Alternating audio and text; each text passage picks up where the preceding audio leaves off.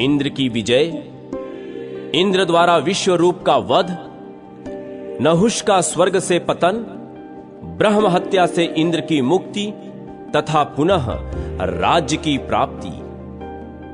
लोमश जी कहते हैं, तदनंतर उस देवासुर संग्राम में इंद्र ने भी दैत्यों का बड़ा भयंकर संहार किया। उनका वह कृत्य अद्भुत था। उस समय अर्थशास्त्र का आश्रय लेकर शचीपति इंद्र दुर्जय दैत्यों के लिए काल रूप हो रहे थे।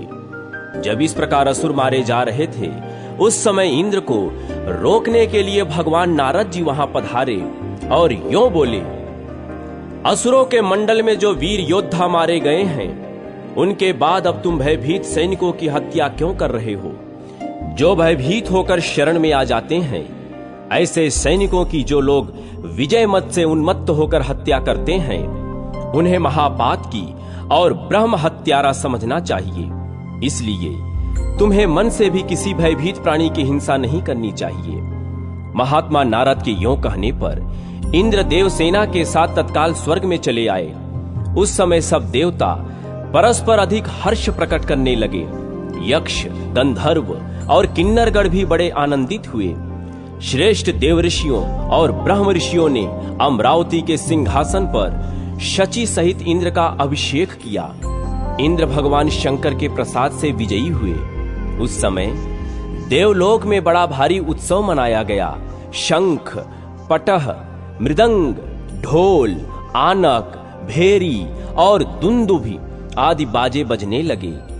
देवताओं द्वारा मारे गए दैत्य पृथ्वी पर पड़े थे। महात्मा राजा बलि आदि भी प्राण त्याग चुके थे। उस समय भृगुवंशी शुक्राचार्य तपस्या करने के लिए अपने शिष्यों के साथ मानसोत्तर पर्वत पर गए, इसलिए वे युद्ध में उपस्थित न हो सके थे। उस युद्ध में जो दैत्य जीवित बच गए थे, वे शुक्राचार्य के पास गए। उन्होंने वह सारा वृत्तांत जो असुरों के संहार का कारण हुआ था, विस्तार पूर्वक कह सुनाया। सुनकर भृगुनंदन शुक्र को खेद और क्रोध भी हुआ। वह शिष्यों के साथ युद्ध स्थल में आए और अपनी मृत संजीवनी विद्या के द्वारा उन्होंने मरे हुए असुरों को जीवित कर दिया। शुक्राचार्य की प्रेरणा से बलि आदि सब दैत्य पाताल लोक में लौट आए और सुखपूर्वक रहने लगे। ऋषियों ने पूछा, देवराज इंद्र ने गुरु के बिना ही कैसे राज्य प्राप्त किया? क्योंकि गुरु की अवहेलना से उन्हें अपना राज्य छोड़कर जाना पड़ा था। किसी की प्रेरणा से इंद्र चिरकाल तक राज सिंहासन पर कैसे बैठे रहे? ये सब बातें आप हमें शीघ्र बतावें। हमें यह सुनने के लिए बड़ी उत्कंठा है। लोमश जी बोले, गुरु बृहस्पति के बिना भी शचीपति इंद्र ने कुछ काल तक राज्य शासन किया। उस समय विश्वरूप जी इंद्र के पुरोहित हुए थे। विश्वरूप के 3 मस्तक थे। वे यज्ञ और पूजन में उचित भाग देकर देवताओं, असुरों और मनुष्यों को भी तृप्त करते थे। यह बात शचीपति इंद्र से छिपी न रह सकी। पुरोहित विश्वरूप जी देवताओं का भाग उच्च स्वर से बोलकर देते थे, दैत्यों को चुपचाप बिना बोले ही देते थे और मनुष्यों को मध्यम स्वर से मंत्र पढ़कर भाग समर्पित करते थे। यह उनका प्रतिदिन का कार्य था। एक दिन इंद्र को गुरु जी की फुर्ती देखकर इस बात का पता लग गया। तब उन्होंने छिपे छिपे यह जान लिया कि विश्वरूप जी क्या करना चाहते हैं। ये दैत्यों का कार्य सिद्ध करने के लिए उन्हें भाग अर्पण करते हैं। हमारे पुरोहित होकर दूसरों को फल देते हैं। यों समझकर इंद्र 100 पर्व वाले वज्र से विश्वरूप के मस्तक काट डाले। वज्र के आघात से तत्काल उनकी मृत्यु हो गई। इंद्र ब्रह्म हत्या के अपराधी हुए। पर ब्रह्म हत्या, मद्यपान, चोरी तथा गुरु पत्नी गमन आदि महापाप करने वाले पापियों के भी उद्धार का यही एक उपाय है कि वे भगवान विष्णु के नामों का कीर्तन करें, जिससे बुद्धि भगवन्नमयी हो जाती है। तदनंतर धुएं के समान रंग वाली तथा 3 मस्तकों वाली ब्रह्म हत्या इंद्र को निगल जाने के लिए उनके पास आई। उसे देखकर इंद्र को बड़ा भय हुआ। अतः वे वहां से भाग चले। उन्हें भागते देख भयदायिनी ब्रह्म हत्या उनका पीछा करने लगी। जब वे भागते तब वह पीछे पीछे दौड़ती और उनके खड़े होने पर खड़ी हो जाती। अपने शरीर की परछाई के समान वह इंद्र के पीछे लगी रहती। जाते जाते सहसा वह इंद्र को लपेट लेने के लिए झपटी। इतने में ही इंद्र बड़ी फुर्ती के साथ पानी में कूद पड़े और वहीं गोता लगा गए, मानो वे चिरकाल से जल में ही निवास करने वाले कोई जलचर प्राणी हो। इस प्रकार उस जल में बड़े दुख से निवास करते हुए इंद्र के 300 दिव्य वर्ष पूरे हो गए। उस समय स्वर्गलोक में भयंकर अराजकता छा गई। देवता और तपस्वी ऋषि भी चिंतित हो उठे। तीनों लोग विपत्तिग्रस्त हो गए। जिस राज्य में एक भी ब्रह्म हत्यारा निर्भय होकर निवास करता है, वहां साधु पुरुषों की अकाल मृत्यु होती है। विप्रगण, जिस राज्य में पापात्मा राजा निवास करता है, वहां प्रजा के विनाश के लिए दुर्भिक्ष, मृत्यु, उपद्रव तथा और भी बहुत से अनर्थ उत्पन्न होते हैं। अतः राजा को श्रद्धा पूर्वक धर्म का पालन करना चाहिए। राजा के पवित्र होने से ही उसकी प्रजा पवित्र एवं स्थिर रह सकती है।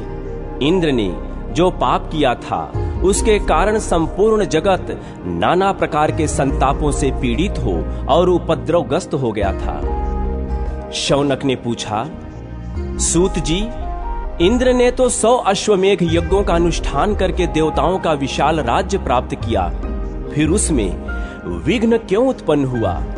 सूत जी बोले, देवताओं, दानवों और विशेषतः मनुष्यों के सुख और दुख का कारण कर्म ही है, इसमें संशय नहीं है।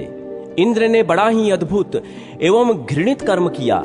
उन्होंने गुरु की अवहेलना के साथ ही विश्व रूप का वध भी कर डाला। इतना ही नहीं, गुरु तुल्य महर्षि गौतम की पत्नी का सेवन अथवा उपभोग किया। इन्हीं सब बुरे कर्मों का फल देवराज इंद्र को प्राप्त हुआ, जिसे टालने का उपाय नहीं था।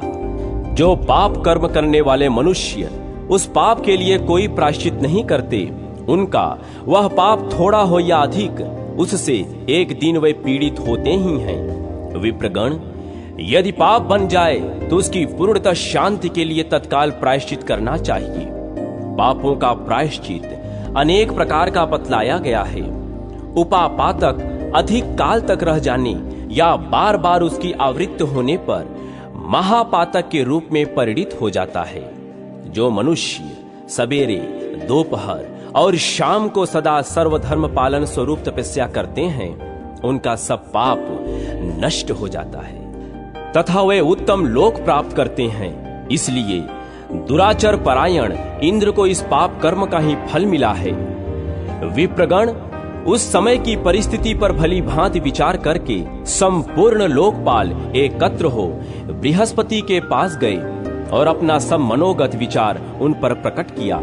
उन्होंने स्थिर चित्त होकर इंद्र की सब बातें गुरु बृहस्पति से कह सुनाई। देवताओं की यह बात सुनकर परम बुद्धिमान बृहस्पति जी ने सर्वत्र फैली हुई अराजकता को लक्ष्य करके सोचा, अब क्या करना चाहिए? इस समय हमारा कर्तव्य क्या है? देवताओं, पवित्र आत्मा, ऋषियों तथा संपूर्ण लोगों का कल्याण कैसे होगा? मन ही मन इन सब बातों को सोचकर और कर्तव्य अकर्तव्य का विचार करके महायशस्वी बृहस्पति जी देवताओं के साथ इंद्र के पास चले। वे तुरंत ही उस जलाशय पर जा पहुंचे जिसमें इंद्र छिपे हुए थे और जिसके तट पर भयानक चांडाली के रूप में ब्रह्म हत्या खड़ी थी। वे संपूर्ण देवता और महर्षि जलाशय के किनारे बैठ गए। गुरु बृहस्पति जी ने स्वयं ही इंद्र को पुकारा। उनकी आवाज सुनकर इंद्र उठकर खड़े हो गए। उस समय उन्होंने अपने गुरु बृहस्पति जी का दर्शन किया। इंद्र के मुख पर आंसुओं की धारा बह चली। उन्होंने सामने खड़े बृहस्पति जी को तथा वहां आए संपूर्ण तपस्वी मुनियों को शीघ्रता पूर्वक प्रणाम किया। फिर दीन वदन हो अपने किए हुए अज्ञान सूचक महान कुकर्म पर मन ही मन भली भांति विचार करके वे बोले, प्रभो, इस समय मेरे द्वारा पालन करने योग्य कौन सा कर्तव्य है? बताइए। उदार बुद्धि वाले भगवान बृहस्पति ने हंसकर उत्तर दिया, इंद्र, पहले तुमने जो कुछ किया था उसी कर्म का यह फल आज तुम्हें मिल रहा है। केवल भोग से ही इसका क्षय होगा। धर्म शास्त्रकारों ने ब्रह्म हत्या के लिए कोई प्रायश्चित नहीं देखा है। उनकी दृष्टि में ब्रह्म हत्या दूर करने के लिए कोई प्रायश्चित है ही नहीं। अनजान में जो पाप हो जाता है उसी के निवारण का उपाय धर्म शास्त्रज्ञ विद्वानों ने बताया है। जो पाप स्वेच्छा पूर्वक जानबूझकर किया जाता है उसके प्रतिकार का कोई उपाय नहीं है। इच्छा पूर्वक जानबूझकर किया हुआ पाप अनिच्छा या ज्ञान पूर्वक किए हुए पाप की श्रेणी में नहीं आ सकता। विषय भेद से इन दोनों प्रकार के पापों का प्रायश्चित नियत किया गया है। जानबूझकर किए हुए पाप के लिए मरणांत प्रायश्चित का विधान है। अज्ञान जनित पाप के लिए विशेष प्रायश्चित बताया गया है। तुमने जो पाप किया है वह अनजान में नहीं हुआ है। तुम्हारे द्वारा स्वयं ही जानबूझकर विद्वान पुरोहित ब्राह्मण वध किया गया है। अतः उसके निवारण का कोई उपाय नहीं है। जब तक मृत्यु नहीं हो जाती तब तक तुम इस जल में ही स्थिर भाव से पड़े रहो। दुर्मते, तुम्हारे 100 अश्वमेघ यज्ञों का फल जो उसी समय नष्ट हो गया जब तुमने ब्राह्मण की हत्या की थी। जैसे छेद वाले घड़े में थोड़ा भी जल नहीं ठहरता, उसी प्रकार पापी मनुष्य का पुण्य प्रतिक्षण नष्ट होता रहता है। बृहस्पति का यह वचन सुनकर इंद्र ने कहा, गुरु देव, इसमें संदेह नहीं कि मेरे कुकर्म से ही मुझे ऐसी दुर्दशा प्राप्त हुई है। अब आप इन देव ऋषियों के साथ शीघ्र ही अमरावतीपुरी को पधारें और देवताओं द्वारा संपूर्ण लोकों का कार्य सिद्ध करने के लिए आपके मन में जो अच्छे प्रतीत हों उन्हें इंद्र बना ले। मैं तो इस ब्रह्म हत्या से आवृत्त होने के कारण अब मरे हुए के समान हूं। इंद्र के यों कहने पर बृहस्पति को आगे करके संपूर्ण देवता तुरंत अमरावतीपुरी में लौट आए और इंद्र का जो विचार आया था वह सब शची के सामने उन्होंने यथार्थ पूर्वक कह सुनाया। सब देवता बार बार विचार करने लगे कि अब इस राज्य का संचालन करने के लिए हमें क्या करना चाहिए। इसी समय अमित तेजस्वी देव ऋषि नारद इच्छा अनुसार घूमते हुए वहां आ पहुंचे और देवताओं द्वारा पूजित होकर बोले, देवगण, आप लोग अनमने कैसे हो रहे हैं?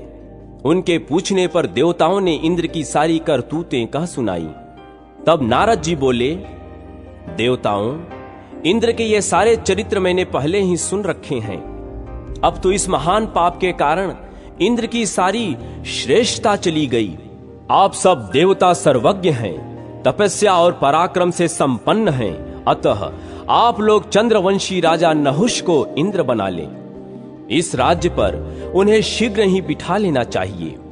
महात्मा नहुष ने यज्ञ की दीक्षा लेकर 99 अश्वमेध यज्ञ पूर्ण कर लिए हैं। सब देवताओं और महर्षियों ने इंद्र का राज्य नहुष को सौंप दिया। तब से अगस्त्य आदि सभी महर्षि नहुष की सेवा में उपस्थित रहने लगे। गंधर्व, अप्सरा, यक्ष, विद्याधर, महानाग, सुपर्ण और पक्षी आदि जो भी स्वर्गवासी प्राणी थे वे सब नहुष की सेवा करने लगे। इस प्रकार उत्तम कलाओं से सुशोभित तथा संपूर्ण देवताओं से सुपूजित राजा नहुष जब स्वर्ग लोक के अधिपति हो गए तब उन्हें महान कामानल संतप्त करने लगा। राजा नहुष ने पूछा, देवताओं, क्या कारण है कि अभी तक इंद्राणी मेरे समीप नहीं आ रही है? उन्हें शीघ्र बुलाओ। नहुष की यह बात सुनकर उदार बुद्धि वाले बृहस्पति जी शची के भवन में गए और बोले, कल्याणी, इंद्र के दुष्कर्म से विवश होकर यहाँ का राज्य संभालने के लिए हम लोग नहुष को ले आए हैं, परंतु तुम इस कार्य के विरुद्ध जान पड़ती हो, तभी तो अब तक वहां उपस्थित नहीं हुई। शची ने पापहीन गुरु बृहस्पति जी से हंसकर कहा, नहुष मुझे प्राप्त करने योग्य नहीं है। आप स्वयं ही तत्वतः विचार करके देखें। क्या वह मुझे प्राप्त करने का अधिकारी है? मैं पराई स्त्री हूं। यदि वह मुझे पाने की अभिलाषा करता है तो उस अज्ञानी से कहिए, जो वाहन बनाने योग्य न हो, ऐसे वाहन पर बैठकर वह यहां आवे, तब मुझे प्राप्त कर सकता है। तथास्तु कहकर बृहस्पति जी शीघ्रता पूर्वक लौट गए और काम संतप्त नहुष से शची देवी की कही हुई सब बातें ज्यों की त्यों कह सुनाई। नहुष काम से मोहित हो रहे थे। उन्होंने ठीक है यों कहकर शची देवी की शर्त स्वीकार कर ली। फिर वे अपनी बुद्धि द्वारा विचार करने लगे कि वाहन न बनाने योग्य ऐसी कौन सी वस्तु है जो प्रशंसनीय मानी जाती है। तदनंतर उन्होंने यह निश्चय किया कि तपस्वी ब्राह्मण ही ऐसे हैं जो वाहन बनाने के योग्य नहीं हैं। अतः उन्हीं को आज अपना वाहन बनाता हूं। आज इंद्राणी को प्राप्त करने के लिए 2 तपस्वी ब्राह्मणों से वाहन का काम लूं, ऐसी अभिलाषा मेरे मन में उत्पन्न हुई है। इस निश्चय के अनुसार काम मोहित नहुष 2 ब्राह्मणों को पालकी दे दी और स्वयं उस पालकी में बैठकर बोले, सर्प सर्प शीघ्र चलो, शीघ्र चलो। नहुष के सर्प सर्प कहने से कुपित हो एक तपस्वी ब्राह्मण ने उन्हें शाप देकर नीचे गिरा दिया। नहुष अजगर होकर स्वर्ग से नीचे गिर पड़े। वह ऊंचे पद को पाकर भी ब्राह्मण के दुर्लेख शाप से तिर्योग्नि में पड़ गए। जैसी दशा राजा नहुष की हुई, वैसी ही उनके जैसे आचरण करने वाले सबकी होती है। जो राजमत पाकर उन्मत्त हो उठते हैं, उन पर भारी विपत्ति आती है। जो राजमत से अंधे, दुराचारी, कामी तथा विषयों से रचे पले रहने वाले हैं, वे ब्राह्मणों का अपमान करके अपवित्र नरक में पड़ते हैं। इसलिए बुद्धिमान पुरुष को उचित है कि इहलोक और परलोक में सुख पाने की इच्छा होने पर वह सर्वथा प्रयत्न करके उत्तम पदों को पाकर कभी प्रमाद में न पड़े। सदा अपने कर्तव्य के प्रति सावधान रहें। वैसा अनुचित कर्म करने के कारण ही राजा नहुष महाभयानक जंगल में सर्प हुए। ऐसी परिस्थिति उत्पन्न होने पर देवलोक में फिर अराजकता छा गई। सब देवता उस समय विस्मित चित्त होकर कहने लगे, अहो, इस राजा ने बड़ा भारी कष्ट पाया। इस दुरात्मा के लिए न तो मृत्युलोक में स्थान रहा, न स्वर्गलोक में। महापुरुषों की अवहेलना करने से इसका सारा पुण्य एक ही क्षण में भस्म हो गया। अब पृथ्वी पर दूसरा कोई यज्ञ करता राजा नहीं दिखाई देता था जिसका इंद्र के सिंहासन पर अभिषेक किया जा सके। इसीलिए सब देवता, ऋषि, नाग, गंधर्व, यक्ष, पक्षी, किन्नर, चारण, विद्याधर, असुरगण, अप्सराएं तथा मनुष्य चिंतित हो गए। तदनंतर शची देवी ने धर्म और अर्थ युक्त वाणी में कहा, गुरुदेव, बृहस्पति तथा अन्य देवताओं, चिंता न करो। तुम सब लोगों को अब वहीं जाना चाहिए जहां हमारे स्वामी रहते हैं। इंद्राणी की यह बात सुनकर बृहस्पति जी देवताओं के साथ ब्रह्मत्या पीड़ित इंद्र के समीप गए। जलाशय के किनारे पहुंचकर देवताओं ने इंद्र को पुकारा। इंद्र ने जल में खड़े होकर देवताओं पर दृष्टिपात किया और कहा, अब तुम लोग यहां क्यों आए हो? मैं तो पाप से पीड़ित हूं, ब्रह्म हत्या में डूबा हुआ हूं और यहां अकेले ही तपस्या करते इस जल में निवास करता हूं। उनकी यह बात सुनकर देवता विह्वल हो गए और बोले, देवराज, विश्वकर्मा के पुत्र विश्वरूप ने ऐसा यज्ञ करना आरंभ किया था जिससे देवता और तपस्वी ऋषि विनाश को प्राप्त हो जाते। इस कारण परोपकार की दृष्टि से ही आपने उसका वध किया था। इसलिए हम सब लोग आपको अमरावती ले चलने के लिए आए हैं। देवताओं में जब इस प्रकार बातचीत हो रही थी, ब्रह्म हत्या भी तुरंत बोल उठी, मैं देवराज इंद्र को अमरावती जाने से रोकती हूं। यह सुनकर बृहस्पति ने सहसा उसको उत्तर दिया, ब्रह्म हत्ये, हम तुम्हारे निवास के लिए दूसरा स्थान नियत करेंगे। कार्य की गुरुता को दृष्टि में रखकर देवताओं ने उस समय ब्रह्म हत्या को शांत कर दिया। फिर सबने विचार करके ब्रह्म हत्या को 4 भागों में बांटा। तत्पश्चात देवताओं ने सबसे पहले पृथ्वी से कहा, देवी, देवताओं की कार्य सिद्ध के लिए इंद्र की ब्रह्म हत्या एक अंश तुम्हें ग्रहण करना चाहिए।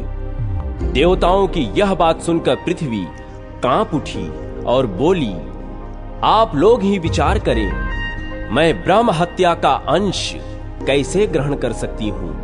मैं संपूर्ण भूतों को धारण करने वाली तथा विश्व का भरण पोषण करने वाली हूं। मैं इस पाप पंक में डूबकर अधिक अपवित्र हो जाऊंगी। पृथ्वी का यह वचन सुनकर बृहस्पति जी ने कहा, सुंदरी, तुम भय मत करो, तुम तो सर्वथा निष्पाप हो। जिस समय यदकुल में भगवान वासुदेव अवतार लेंगे, उस समय उनके चरणों के स्पर्श से यह ब्रह्म हत्या का आंशिक पाप भी निवृत्त हो जाएगा और तुम पूर्णतः निष्पाप होकर रहोगी। उनके यों कहने पर पृथ्वी ने उनकी आज्ञा का पालन किया। इसके बाद सब देवताओं ने वृक्षों को बुलाकर कहा, आप लोग देव कार्य की सिद्धि के लिए ब्रह्म हत्या का एक अंश ग्रहण करें। तब वृक्षों ने वहां पधारे हुए संपूर्ण देवताओं से कहा, यदि हम सब लोग ब्रह्म हत्या के पाप से लिप्त हो जाएंगे, तो संपूर्ण महात्मा भी ब्रह्म हत्या युक्त होकर पापी हो जाएंगे। यह सुनकर बृहस्पति ने कहा, तुम लोग चिंता न करो, इंद्र के प्रसाद से तुम लोग काटे जाने पर भी अनेक अंशों में विभक्त हो शाखा और डालियों से संपन्न हो जाओगे और इस प्रकार सदा शुद्ध बने रहोगे। बृहस्पति के इस प्रकार आश्वासन देने पर सब वृक्षों ने उस आंशिक ब्रह्म हत्या को आपस में बांट लिया। तदनंतर देवताओं ने जलों को बुलाकर कहा, तुम लोग भी देव कार्य की सिद्धि के लिए इस समय ब्रह्म हत्या का एक अंश स्वीकार करो। तब सब जल एकत्र हो बृहस्पति जी से बोले, जो कोई भी पाप या दुष्कर्म है, वह हमारे संपर्क और संबंध से दूर हो जाते हैं। हमारे द्वारा स्नान, शौच एवं हमारा पान आदि करने से संपूर्ण पाप क्रांत प्राणी पवित्र हो जाता है। ब्रह्म हत्या से अभिभूत होने पर हमारी यह शक्ति नष्ट हो जाएगी। उनकी बात सुनकर बृहस्पति जी ने उत्तर दिया, तुम दुस्तर पाप से भय न करो, मैं वरदान देता हूं। चराचर जगत में निवास करने वाले संपूर्ण प्राणियों को जल पवित्र करे। उनके यों कहने पर जल ने ब्रह्म हत्या का तीसरा अंश ग्रहण किया। इसके बाद बृहस्पति ने स्त्रियों को बुलाकर कहा, तुम लोग भी इस समय सब कार्यों की सिद्धि के लिए ब्रह्म हत्या का शेष अंश ग्रहण करो। देवगुरु का यह वचन सुनकर सब स्त्रियां बोली, भगवान, संपूर्ण स्त्रियां धर्मा, अर्थ और काम की सिद्धि के लिए जानी जाती हैं। यदि नारी पापाचार करे तो उस पाप से अनेक पक्ष, पिता, नाना तथा पति के कुल को लिप्त होते हैं। ऐसी वेदों की आज्ञा है। क्या आपने ऐसी कोई बात नहीं सुनी?